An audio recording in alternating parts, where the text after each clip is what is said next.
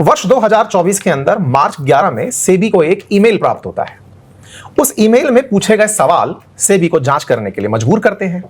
चर्चा होती है कि एक कंपनी जिसका मार्केट कैप 3 जून को 3210 करोड़ रुपए था, मिड कैप कंपनी, अपना रेवेन्यू फाइनेंशियल ईयर 2024-25 में 4,23,099 करोड़ बुक करती है। एक तरफ रेवेन्यू है, एक तरफ मार्केट कैप है। आम जन के लिए तो यही सवाल एक बड़ा सवाल बन जाता है कि रेवेन्यू वर्सेस मार्केट कैप की कहानी क्या है।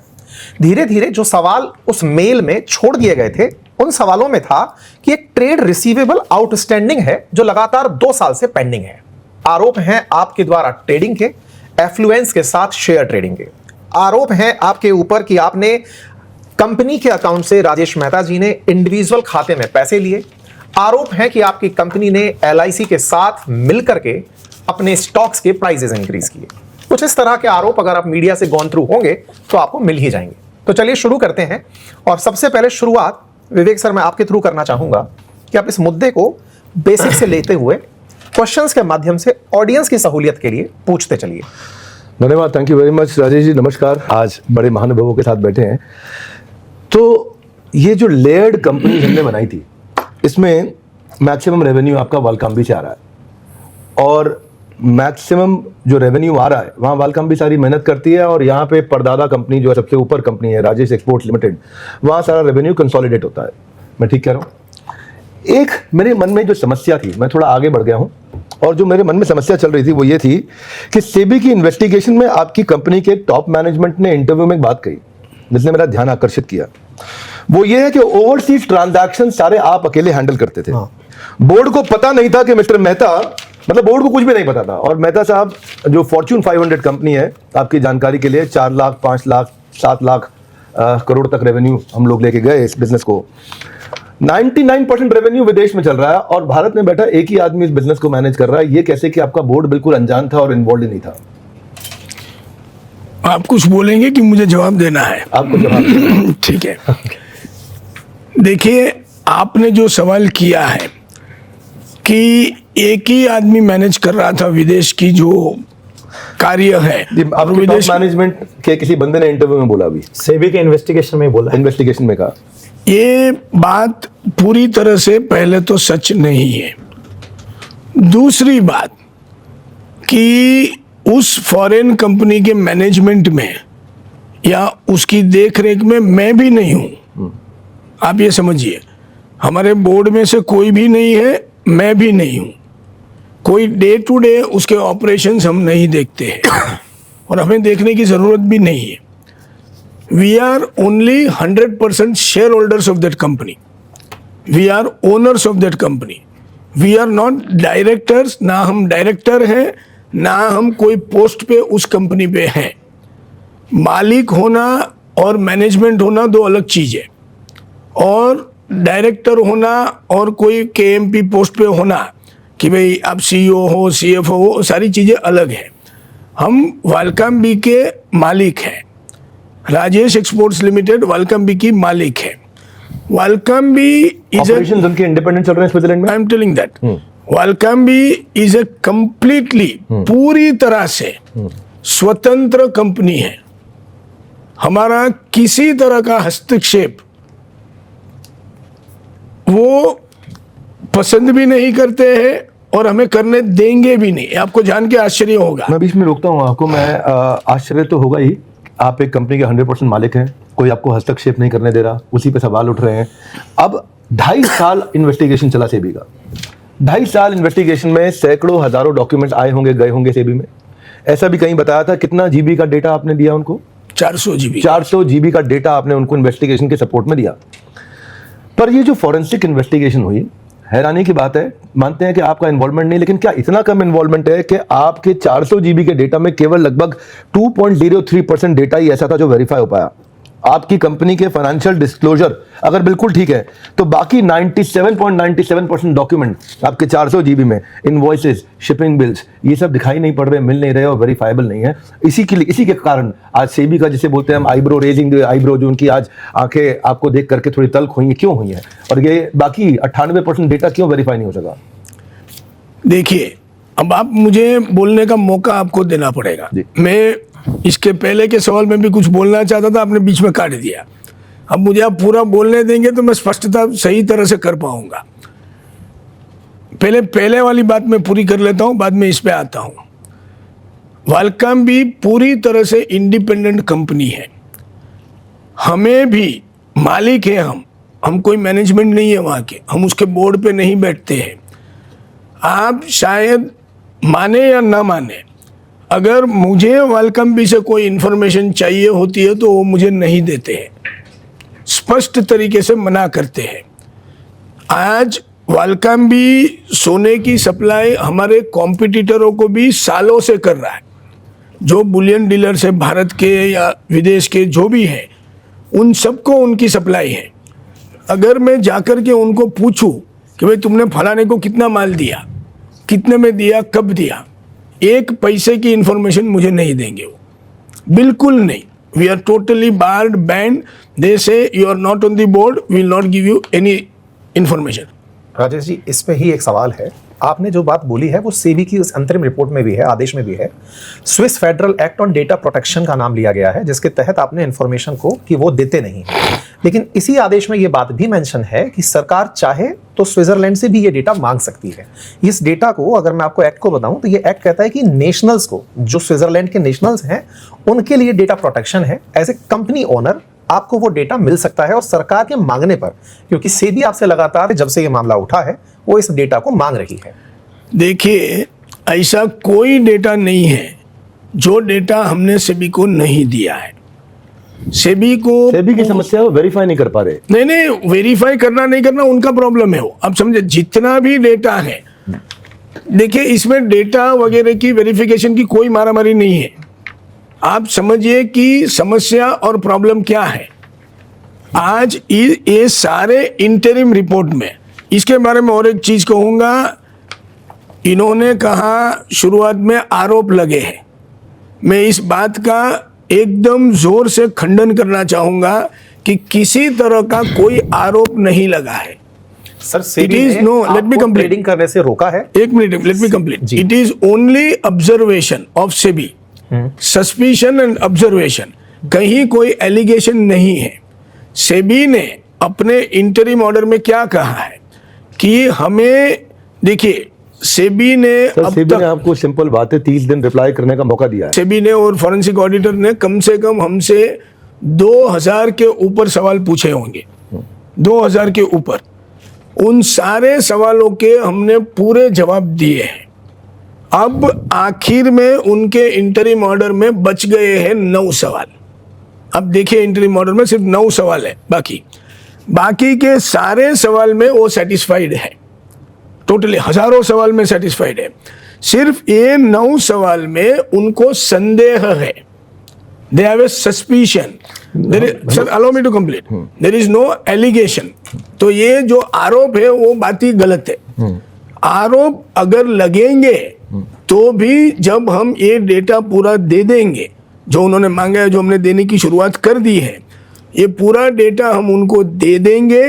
बाद में अगर उनको लगता है कि कोई एक चीज जरूर से गलत ही है, तब जाकर के आरोप लगेगा। 4 साल जांच चलती है, 2 साल उसके बाद में आप लोगों को 26 में जाकर के, वो भी 3 जून को आदेश सुनाया जाता है। आप कहते हैं 6 साल में अंतरिम आदेश। और तो सर, आप ये कह रहे हैं कि संदेह के आधार पे आपको बार कर दिया गया डील करने से? हाँ, एक सिर्फ संदेह के आधार पाटनी सर, एक सवाल और ऐड करना चाहूंगा। जिस वॉलकॉम की आप चर्चा कर रहे हैं, आपकी डेटा बताता है, ये मेरे पास सेबी का ही अंतरिम आदेश है, और उसमें ये बात मेंशन है कि आपके रेवेन्यू का मैक्सिमम स्टेक आपके सब्सिडियरी से आता है। और सब्सिडियरी से अगर एक कंपनी जिसका 2024 के अंदर रेवेन्यू 4,23,000 करोड़ है, उसने अपनी सब्सिडियरी से 4,16,000 करोड़ का रेवेन्यू बताया है, और उसके बारे में आप खुद ही इस तरह की बात कर रहे हैं कि आपको भी एक्सेस नहीं है। एब्सोल्युटली। तो फिर सर, ये तो देश के साथ आप सिंपल नहीं, भाषा में नहीं, समझिए। नहीं, नहीं, नहीं, आज आप पहले बात मार्केट के समझिए। अंदर ट्रेडिंग में मैं क्या जो लोग कह रहा हूं? इन्वॉल्व हैं, वो आपके इस रेवेन्यू को देखकर, अभी फॉर्च्यून 500 का नाम लिया गया, आपके सामने मिड कैप कंपनी इतना बड़ा रेवेन्यू कर रही है, और उसके सामने जो उसके मेजर ऑनर है वो सवाल ये उठा दे रहे हैं कि हमें तो एंट्री नहीं है। जो बात को हम अगर समझ नहीं पाते, नहीं, समझाइए सर, हम मैं समझना वही ही बोल, चाह सुनिए रहे हैं। मेरी बात पूरी। मैं आपको नहीं, सबको ये कहना चाहता हूं कि जो सिस्टम को और जो बात को हम समझ नहीं पाते हैं, उसे स्कैम या स्कैंडल नाम देना बिल्कुल गलत है। सर आप ये बताइए सेबी और केपीएमजी, मैं इनका जवाब देता हूं। पहले एक बात समझिए, वेलकम भी आज की कंपनी नहीं है। वेलकम भी 1962 में शुरू की गई उनके द्वारा कंपनी है, स्विस नेशनल्स द्वारा। वेलकम भी आज 70 साल की हो गई है। मुझे पक्का हिसाब नहीं देखा, लेकिन अराउंड 70 इयर्स की कंपनी है। एंड वेलकम भी is strictly controlled by Swiss law. उनके गवर्नमेंट का एक क्राउन ज्वेल है, और वो कंपनी ऑलवेज उनका गवर्नमेंट उनकी गवर्नमेंट, स्विट्जरलैंड की गवर्नमेंट उसको सतत मॉनिटर करती रहती है, सतत। वेलकम भी is audited by none other than KPMG. You please understand that. It is audited by KPMG. It is monitored constantly by Swiss government. आप ये कहना चाहते हो कि स्विस गवर्नमेंट ने जो 60 साल में 70 साल में नहीं ढूंढा, वो हमने 60 मिनट में ढूंढ लिया? मैं ये कहना चाहता हूँ कि अंकित जो जी, एक सेकंड, जी इसको आप मैं I will take up. ठीक है। सर ये बताइए, वालकाम्बी जो है वो तो खाली प्रोसेसिंग फीस लेती है जो गोल्ड आता है, एम आई राइट? नहीं, यू आर टोटली रॉन्ग। हाँ तो बताइए। हाँ। क्योंकि यदि मैं रॉन्ग हूं तो केपीएमजी भी रॉन्ग है। क्योंकि केपीएमजी लिखता है, अपने जो आपका ओन स्टेटरी ऑडिटर था उसने लिखा है कि Valcambi does not own the gold, it only records the processing fees as income. और 3027 करोड़ रुपया जो है केवल 5 साल का ये रहा है। अब ये मामला थोड़ा कॉमन जनता को भी समझा दूं कि मामला कैसा है। तो साहब मेरी 1 करोड़ की गाड़ी थी, वो हर महीने एक दिन कहीं धुलाई के लिए जाती थी। तो जब धुलाई वाले ने अपना एनुअल टर्नओवर डिक्लेयर किया, मैं उसको 2000 रुपए धुलाई का देता था। उसने जब एनुअल टर्नओवर डिक्लेयर किया तो मेरी गाड़ी का 1 करोड़ भी जोड़ दिया। उसने बोला जी 1 करोड़ भी मेरा रेवेन्यू है। नहीं, ये बिल्कुल गलत मेरे है। सवाल को पूरा करने दीजिए आप। क्योंकि गोल्ड, क्योंकि अभी आपने बोला केपीएमजी ऑडिट करती थी, और मैं केपीएमजी का वर्जन बता रहा हूं। उसी पे आ रहा हूं, आप समझिए। देखिए, ये जो सारी कंफ्यूजन है यहीं से उत्पन्न हुई है। आप सर मेरे को तो आपके कंफ्यूजन वर्ड से भी दिक्कत है। उधर ही आ रहा हूं। अब समझिए, आप वो वर्ड को मानेंगे 2 मिनट के बाद। ये सारी कंफ्यूजन वहीं से उत्पन्न हुई है। वेलकम भी क्या करता है, let me first complete that. आप वो सुन लीजिए उनका ऑपरेशन क्या है। वेलकम भी गोल्ड इंपोर्ट करता है अलग अलग दुनिया भर की माइनों से, खदानों से वो गोल्ड इंपोर्ट करता है, अशुद्ध सोना। यह इंपोर्ट कर करके वो इसको रिफाइन करता है अपनी हाईएस्ट टेक्नोलॉजी, रिफाइनिंग टेक्नोलॉजी से। जब वेलकम भी सोना इंपोर्ट करता है खदानों से, तब वो उस खदानों से सोना खरीदता है। इनवॉइस के तहत वो डोरे आता है वेलकम भी में, स्विस कस्टम्स में पास हो करके। उस डोरे का पेमेंट वेलकम भी करता है। फिर वहाँ जो डोरे हैं वो रिफाइन होता है वेलकम बी में अपनी टेक्नोलॉजी से। तो फिर उस इसी लाइन को मैं 1 मिनट क्लेरिफाई करता हूं। नहीं, पहले यहीं पे तो आप अभी यहाँ पे बोल रहे हैं कि वो खरीदता है गोल्ड, एम आई राइट? एब्सोल्युटली। और खरीदे हुए गोल्ड को रिफाइन करता है। एब्सोल्युटली। तो इसका मतलब केपीएमजी ने यहाँ पे गलत लिखा है। मैं आ रहा हूँ, उसी पे आ रहा हूँ। पहले पूरा प्रोसेस तो सुन क्योंकि लीजिए। केपीएमजी पहली लाइन क्या बोल रहा है कि Valcambi does not own the gold, और यहाँ पे जैसे ही आपने खरीदा वर्ड यूज किया तो Valcambi owns a gold at certain point of time. Let me complete. मैं पूरा बहुत और इजी करता हूँ, आर्ग्यूमेंट नहीं करना पड़ेगा। वालकामी ने दुनिया भर के खदानों से सोना खरीदा, यस और नो? यस। वालकामी ने प्रोसेस किया, यस। बेचा, यस। अगर ये तीनों चीजें हो रही हैं तो तीनों चीजों की ट्रेल होगी। इनबाउंड लॉजिस्टिक्स होगा, आउटबाउंड सारी लॉजिस्टिक्स चीजें होगा। 1 मिनट दीजिएगा। अंदर आया, बाहर गया, मैन पावर का खर्चा होगा, एक्सपेंसेस होंगे, दिख रहा होगा। जिस बैंक ने खरीदा, हो सकता है दुनिया के बड़े से बड़े बैंक ने खरीदा। Purchase bills हमें होंगे, मालूम sale है bills कि होंगे। वालकामी बहुत बड़ी रिफाइनरी है, देखने में अपने को भी समझ में आता है। मैं आपको इस समय एक पॉजिटिव स्पेस में लेकर के आता हूं, एक सेफ स्पेस में लेकर आता हूं। देखने में लगता है कि 5 साल में केवल 3600 करोड़ का रेवेन्यू कैसे हुआ? बहुत ज्यादा होना चाहिए था, ठीक है। इसलिए प्राइम फैसला ही मान लेते हैं कि आप सही कह रहे हो, पर इससे सवाल उठ रहा है कि इसका मतलब क्या सेबी गलत कह रही है? सेबी को इतनी सी बात 2.5 साल में समझ में नहीं आई।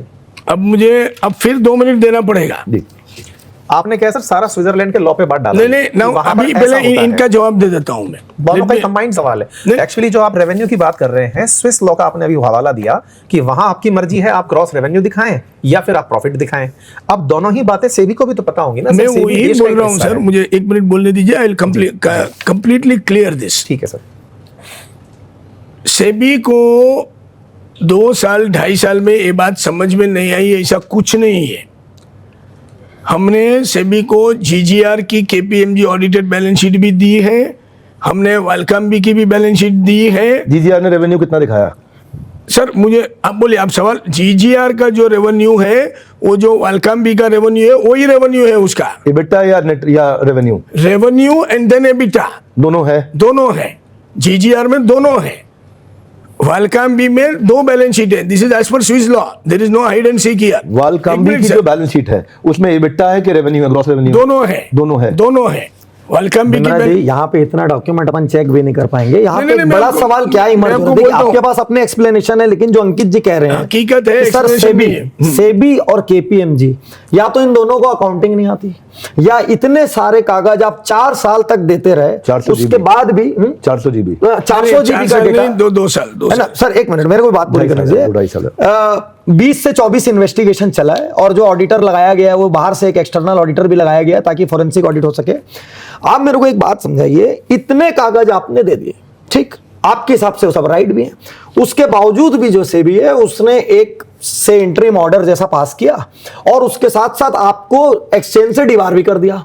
तो आप एकदम 100% राइट हैं। आपने जी हजारों कागज भी दे दिए, सारे सवालों के जवाब भी दे दिए, और केपीएमजी बोलता है कि नहीं जी ये तो ऐसा है, सेबी आपको बोल रहा है कि आप डिबार हो गए। तो चक्कर क्या है मतलब? अब मुझे बोलने देंगे तो मैं बोलूंगा।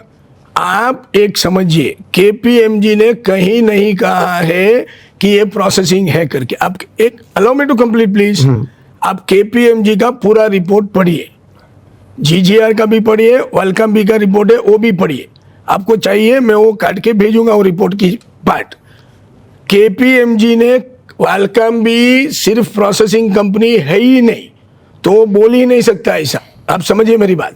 Welcome B is a manufacturing and exporting company, जो उसके रिकॉर्ड्स हमने खुद ने सर आप राजेश। सवाल का जवाब नहीं दे रहे। मैं सवाल आप क्या इतना लंबा फैला रहे हैं ना साइकिल को। आप ये आंसर करिए कि जब आपने सब कुछ सेबी को दे दिया, पॉइंट ही बोलता हूं, सेबी को सारे डॉक्यूमेंट दिए गए हैं, बराबर। जीजीआर की बैलेंस शीट दी गई है, वेलकम बी की दी गई है, पूरी ऑडिटेड बैलेंस शीट दी गई है, जिसमें गलतफहमी सिर्फ इतनी हुई है कि वेलकम बी का एबिटा रेवेन्यू के हिसाब से ले लिया गया है। और वो बात, allow me to complete sir, वो बात क्लियरली जीजीआर के रेवेन्यू में दिख रही है। इतना बड़ा मिसमैच जो है ना, देखिए I am very sorry to say, आपके पास बहुत सम्मानीय ऑडियंस हो सकती है, हम लोग आपको इसलिए सुनना चाह रहे थे बिकॉज समटाइम्स व्हाट हैपेंस कि एक इमोशन होता है कि कहीं ऐसा तो नहीं है कि सरकारी ग्रिलिंग का हिस्सा व्यक्ति बन गया। आपका पक्ष हमने सुन लिया, आपने निश्चित ही पक्ष सुनाने के लिए बहुत आपका अच्छी जगह सवाल पर क्या चुना। है इसमें? सवाल ये है कि आप खुलेआम इस बात को गलत बोल दे रहे हैं सर। किस आप अभी चीज बोल को? दे रहे हैं REL was never a client of affluence, और यहां आपकी डेटा शीट में आप लिख रहे हो कि 4,500 करोड़ का सेल है। अब सेबी कहता है आप अफ्रीका में भी सब छुपा रहे हो, आप स्विट्जरलैंड में भी सब छुपा रहे हो, सिंगापुर जाके कंपनी सिंगापुर बना में रहे हो। कंपनी बना रहे हो, सब जगह छुपा रहे हो, फिर भी इतना मुस्कुरा रहे हो। ये कौन सा वाला घोटाला है नहीं जो नहीं अभी नहीं, नहीं तक? सर, आप एकदम गलत बोल रहे हो। सेबी कहीं छुपा रहे हो नहीं बोल रहे, हमने कुछ छुपाया नहीं है, सब कुछ दिखाया हुआ है।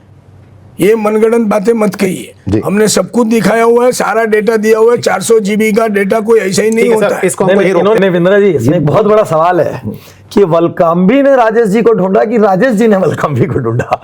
वलकाम्बी क्या- एक ग्लोबल नहीं, एसेट नहीं, है। इसको प्लीज खत्म करिए, खत्म करते खत्म करिए, मैं हैं। समझ No, रहा no, हूं। Bhadraji, मैं you are आपको- absolutely wrong here. I will explain this to you when time comes. You are completely wrong. बोलने के लिए बोलने की बात गलत है ये। ठीक है ठीक है ठीक है। सर मैं आपके क्लोज करने के पहले मेरा क्लोजर कर दूं, चलो क्योंकि फट आपने करिए, फिर ओपनिंग आप की थी। फाइनल। इन्होंने अपनी तरफ से पूरी क्लैरिटी दी। आई एम नो जज, मैं यहाँ पर खाली सुन सकता हूँ, नहीं वी हैव द बैंडविड्थ कि इनके हजारों लाखों डॉक्यूमेंट को हम स्टडी कर सकें। मेरे कुछ सवाल अनआंसर्ड रहे जिसका आप जवाब देंगे, उनको कहा है। जैसे आपने इतने बड़े डॉक्यूमेंट्स, इतने सेट सबमिट किए, लेकिन आपने बोल दिया पता नहीं कहाँ कम्युनिकेशन गैप है। I am still not satisfied with the answer. इतनी बड़ी बॉडी का इतनी सी चीज का कम्युनिकेशन गैप क्यों नहीं सॉल्व कर पाएगी? क्योंकि आपके जैसे पे जब आवाज उठती है तो लोग उन पे भी आवाज उठाते कि आप इतने साल से क्या कर रहे थे। सेकेंडली, एफ्लुएंस में आपने बोल दिया, वो क्या क्यों ना बोले मुझे नहीं पता। I am not satisfied with that. आपने बोल दिया कि डिबार करने से मेरे को कोई फर्क नहीं पड़ता। सर आप एक बड़ी हस्ती, एक कंपनी के टॉप बॉस हैं, यदि आपको डिबार करते तो कहीं ना कहीं कंपनी पे सवाल उठते हैं, धड़ाधड़ शेयर लोअर सर्किट मारते हैं। आपको नहीं फर्क पड़ता होगा, लेकिन दीवार होना जनता को आगे चैलेंज भले आप कर लेंगे, लेकिन आगे फर्क पड़ता है। और एक बात से मैं पता नहीं क्यों अभी तक डाइजेस्ट नहीं कर पा रहा हूं, और उसको शायद मैं आपके पूरे रिजल्ट आने पे देखूंगा, क्योंकि आप तो सबमिट करने वाले हो, कि इतनी बड़ी टीम, इतना बड़ा टर्नओवर, इतनी बड़ी फौज, सब कुछ होने के बाद, इतने हजारों डॉक्यूमेंट करने के बाद आपको लग रहा है कि आपने हमको संतुष्ट कर लिया, तो फिर सेबी अब तक संतुष्ट क्यों नहीं हुई?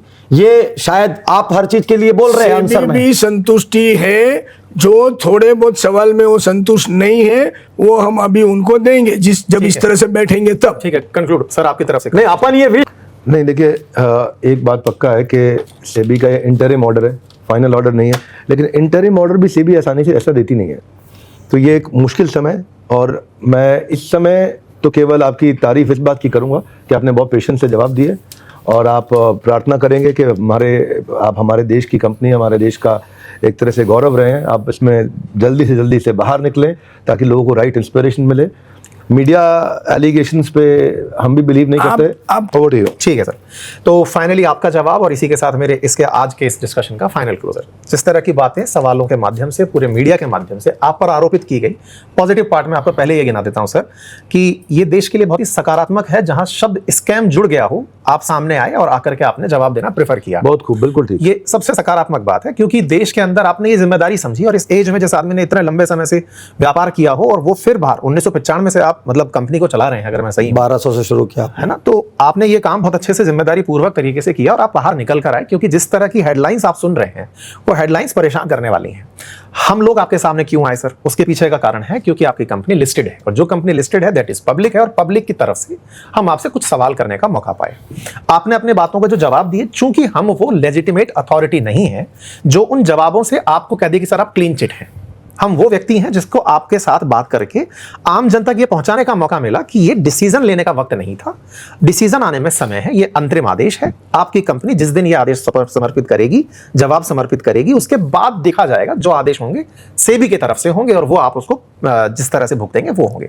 जो क्वेश्चन आपने हमारे सामने रखे, आंसर रखे हमारे सामने, जिनमें से चाहे एफ्लुएंस के साथ शेयर की बात हो, पर्सनल अकाउंट पे ट्रेडिंग की बात हो, रेवेन्यू इन्फ्लेशन की बात हो, ये वो सवाल बताए आपने जो 9 सवाल हैं जिनके जवाब आने वाले समय में आप सबमिट करेंगे। तो चूंकि ये मामला इन बिटवीन है, तो ऐसे समय पे कंक्लूजन की स्थिति में हम भी नहीं हैं। हम सभी ऑडियंस से बस इतनी रिक्वेस्ट करेंगे कि हमारे देश में बड़ी मेहनत से कंपनियां बनती हैं, बहुत शिद्दत से तब से लगकर कंपनियां चलती हैं। आप सभी इतना सा इंतजार, जब ये इतने पेशेंस के साथ इस उम्र में आकर देशवासियों के सामने शिद्दत से अपनी बात रखने का प्रयास कर रहे हैं, आप भी वेट कर लीजिए। सेबी का आदेश जो आएगा वो अपन देखते हैं। बाकी हम तीनों इस पैनल पे आपके सामने ये बात कर रहे हैं कि इसका कोई चार्ज वसूला नहीं गया है। ये तो मैंने पहले डिस्क्लेमर दे दिया, no direct and indirect benefit, कोई डायरेक्ट इनडायरेक्ट ना हमारे पास बालकाम्बी से सीधा गोल्ड कॉइन आ रहे हैं। हमने आपके सामने बात इसलिए रखी क्योंकि हम भी प्रभावित पक्ष में, बाजार प्रभावित तो हम प्रभावित, और आप जैसे हमारे सभी साथी प्रभावित। आप सभी पैनलिस्ट पे बहुत बहुत धन्यवाद। Thank you so much sir, good wishes to you.